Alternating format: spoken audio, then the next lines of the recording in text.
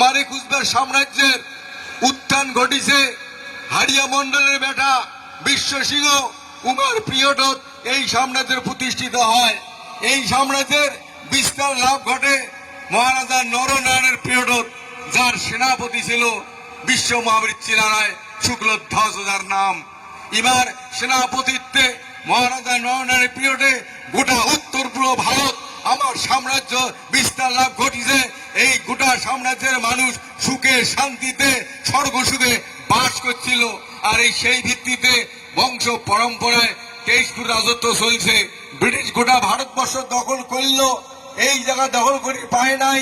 এই জায়গার মানুষের ব্যবহার আচার আতিথ্যতা এবং যে ধর্মপরায়ণ জ্ঞান, এই সব কিছু আমার কৃষ্টি কালচার পরম্পরা সোগেটে আসিয়া ব্রিটিশ মাথা নত করছে।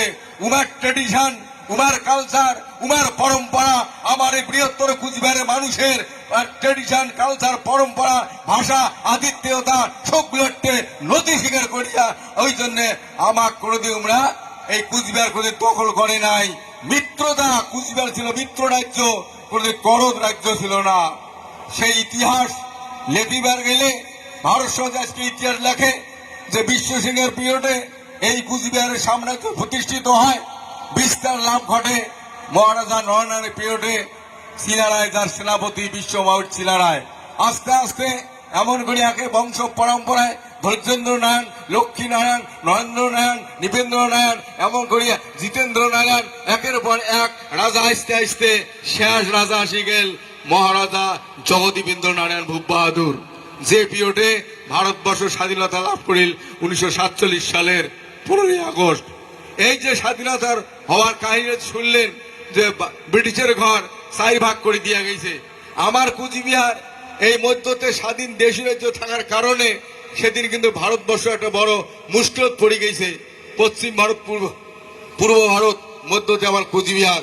এই অসুবিধার কারণে সেদিন ভারতবর্ষের প্রধানমন্ত্রী জওহরলাল নেহরু, স্বরাষ্ট্রমন্ত্রী সর্দার বল্লভভাই প্যাটেল আমার কুচবিহার শেষ মহারাজা জগদীবেন্দ্র নারায়ণ টিকোনা বারে বারে অনুরোধের চিঠি পাঠাইছে, হে মহারাজ, তোমার এই কুচবিহার আমার ভারতের সাথে যুক্ত করে দিয়া আমার অখণ্ড ভারত বানিয়ে দাও, নাহলে বিশ্বের দরবারে আমার কোনো পরিস্থিতি থাকে না। এত কষ্ট করিয়া ব্রিটিশ ঘটে দিয়া দেশটা স্বাধীন করলাম, তাহলে আমার স্বাধীন সার্বভৌম দেশের কোন অস্তিত্বই ফুটিয়ে তুলিবার পাই না, তোমরা এতদিন যুক্ত না হন। একের পর এমন বহুত চিঠি আছে, অনুরোধের চিঠি।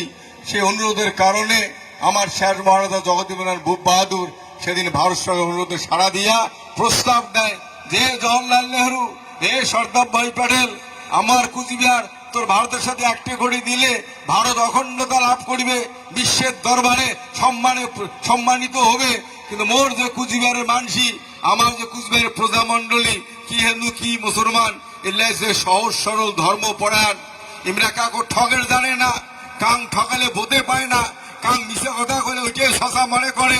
আমার এটার মানসি মিশা কথা খাওয়া জানে না, আমার এটার মানসি দুধত জাল দেয় না, পা ভবি বলিয়া অদ্র রসুন চোর করে না, কুষ্ঠবেদী রোগ হবে বলিয়া এত ধর্মপরায়ণ মানুষ, সহজ সরল মানুষ।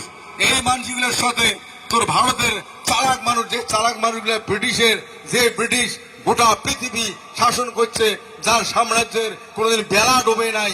আজকে আমার এটিগুলোর দিন তো আমেরিকার রাজ, আমেরিকার দিনটা আমার এটির রাজ, এটিও ব্রিটিশের শাসন, আমেরিকা তো শাসন, অর্থাৎ ব্রিটিশের শাসন সাম্রাজ্য কোনোদিন বেলা ডোবে নাই।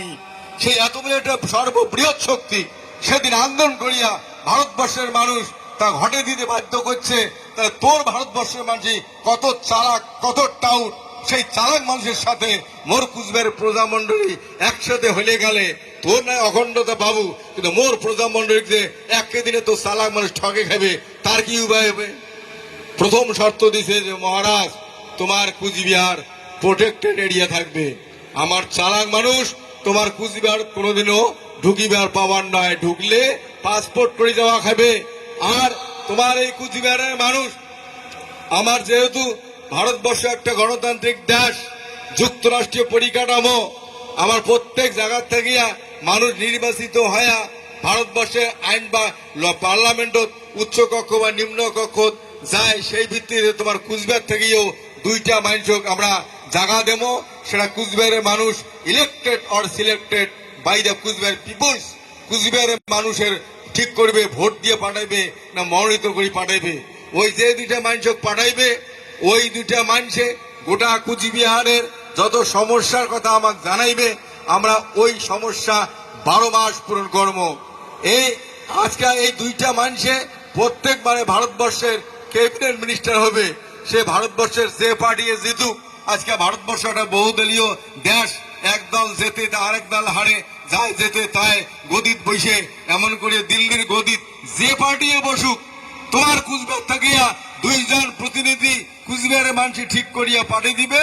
ওই দুইটা মানসিক প্রত্যেকবারে ক্যাবিনেট মন্ত্রী হয়েই থাকবে, এটা প্রতিশ্রুতি।